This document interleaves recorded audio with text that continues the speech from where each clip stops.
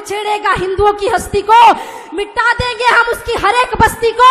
रहना है तो रहीम रसखान बन के रहना, औरंगजेब बाबर बने तो खाक में मिला देंगे तुम्हारी हर एक हस्ती को।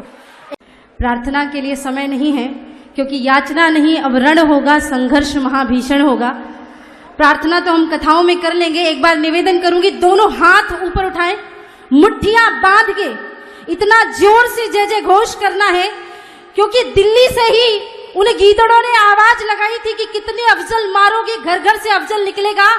आज ऐसा जय घोष करो कि कोई अफजल की औलाद अपनी अम्मी की कोख में भी बैठा हो तो वही दम तोड़ दे, और ऐसे नारे लगाना बंद करे, क्योंकि यहाँ सनातन बोर्ड के गठन के लिए हम आए हैं, और आज वो गठन बना के गुंजायमान करके जाएंगे, और वो गुंजान आपकी जय जय घोष से होना चाहिए।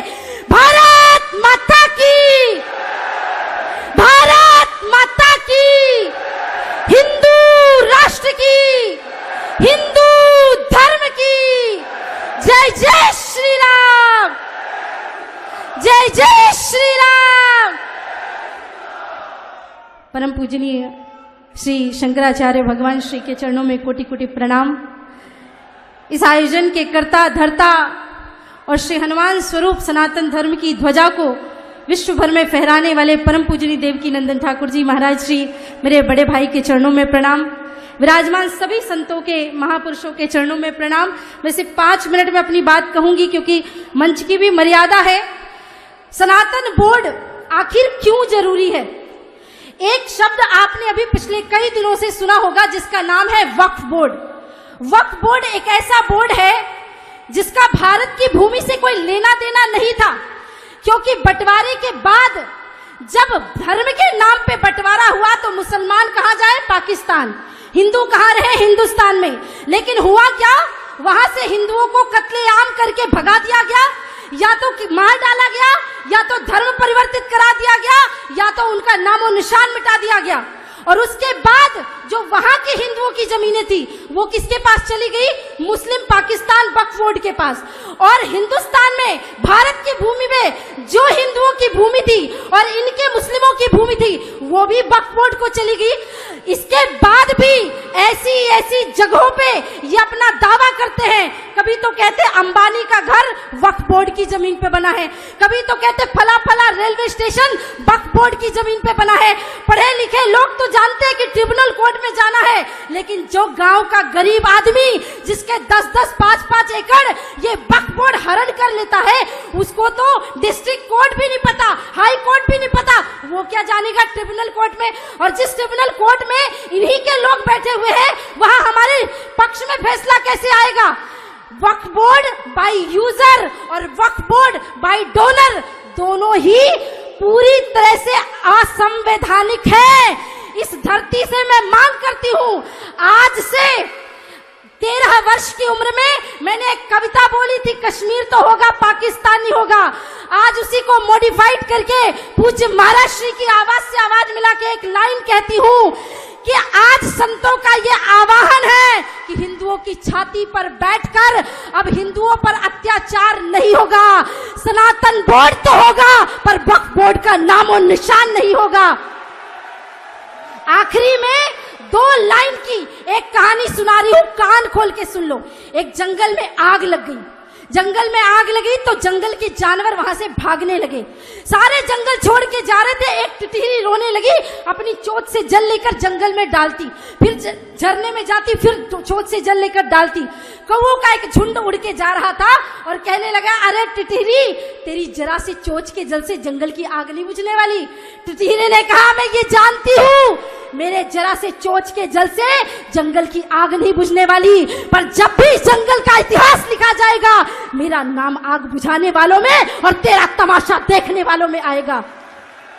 जब परम पूजनीय देवकी नंदन ठाकुर जी महाराज श्री ने अमेरिका में रह करके दिन रात जाग करके सनातन बोर्ड के गठन के लिए, धर्म संसद के आयोजन के लिए जगह जगह गुंजान किया था, तो उनको भी लोग कहते थे, अरे महाराज जी क्या समय वेस्ट करते हो, आपके इतने लाखों करोड़ों फॉलोवर है, आप तो राधे राधे गाओ, कथा सुनाओ। और आपके बोलने से सनातन बोर्ड थोड़ी गठित होगा, एक व्यक्ति के करने से। अगर पूज्य महाराज श्री ने भी सोच लिया होता कि मैं भी अपने यजमानों के यहाँ मजे कर रहा हूँ, क्या लेना देना मुझे, ये बात तो वही बात हो गई ना महाराज कि उनका जो नाम है वो इतिहास में आग बुझाने वालों में दर्ज होगा, और वो आज उसके आप हमें गलत पढ़ाया कि हमारे कथावाचक शांति का भाषण देते थे। नहीं, हमारे संत महात्मा तो वो महात्मा थे, दधीच ऋषि जैसे संत हुए, समय आने पे हड्डियों का दान कर देते थे।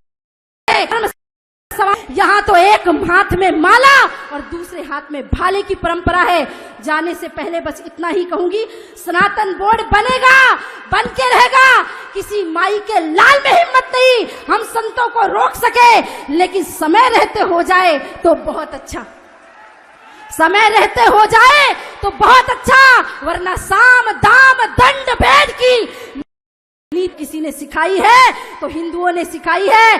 अभी हम माला लेके जयघोष कर रहे हैं, अगर भाला लेकर के दिल्ली की सड़क तो ये संत कोई पीछे नहीं हटेंगे। मैं तो अबोध सी छोटी सी उनकी बेटी हूँ, बहन हूँ, वचन देती हूँ पहली पंक्ति में आप सभी के साथ सम्मिलित होकर के देश धर्म के लिए आगे बढ़ूंगी और एक लाइन बोल करके अपनी वाणी को विश्राम करूंगी कि जो छेड़ेगा हिंदुओं की हस्ती को अब मिटा देंगे हम उसकी हर एक बस्ती को। किसी ने कहा आपको मुसलमानों से नफरत है क्या, ईसाइयों से नफरत? मैंने कहा नहीं, जिन्होंने सनातन बोर्ड का आह्वान किया वो देवकी नंदन जी तो खुद रहीम रसखान के दोहे गाते हैं, गुलाब सखी को प्रणाम करते हैं। हमको मुसलमानों से नफरत नहीं है, लेकिन हमको औरंग बाबर अफजल की औलादों से नफरत है। इसलिए इस मंच से आह्वान है कि जो छेड़ेगा हिंदुओं की हस्ती को मिटा देंगे हम उसकी हर एक बस्ती को। रहना है तो रहीम रसखान बन के रहना, औरंगजेब बाबर बने तो खाक में मिला देंगे तुम्हारी हर एक हस्ती को। एक बार पुनः विश्राम से पहले दोनों हाथ ऊपर उठा के मुट्ठी बांध के जोर से जय जय घोष करें और एक और वचन देकर जाइए हिंदुओं। 1-1 लाख के फोन खरीद सकते हो ना, मेरी माताएं बहनें 2-2 लाख के लहंगे खरीदती अपनी शादियों में, खूब खरीदना, लेकिन 1-1 हजार रुपए की तलवार भी खरीद के घर में जरूर रख लेना। उड़ाइए दोनों हाथ। भारत माता की, भारत माता की जय जय श्री राम, जय जय श्री राम। एक और बात मैं आज इस मंच में अगर नहीं कह पाई तो शायद कहीं और नहीं कह पाऊंगी। परम पूजनीय महाराज श्री, आप बहुत अच्छे कथावाचक हैं, हम खुद भी कथा करते हैं और एक बड़ा सुंदर आपसे प्रेम भाव भी है मेरा। आप मेरे बड़े भाई हैं, गुरु तुल्य हैं, सब कुछ है, पर आपने आज कथावाचकों का सिरमौर सिर मुकुट सबसे ऊपर कर दिया सनातन धर्म के लिए। मैंने ऐसे बहुत से कथावाचक, क्षमा करिएगा, पूज्य शंकराचार्य भगवान बैठे पर क्षमा करिएगा हाथ जोड़ के, नहीं, सब लोग यही कहते हैं हमेशा से कि क्या लेना देना हमें धर्म से, लेकिन पहली बार कोई संत कथावाचक यहाँ से खड़े हुए हैं। मैं साष्टांग आपको प्रणाम करती हूँ और बहुत धन्यवाद करती हूँ। जय श्री राम। अगर ये वीडियो आपको पसंद आया हो तो इसे लाइक और शेयर करने के साथ हमारे चैनल को सब्सक्राइब करना मत भूलना, ताकि आप मिस न करें कोई भी वो वीडियो जो आपके लिए काम का हो सकता है।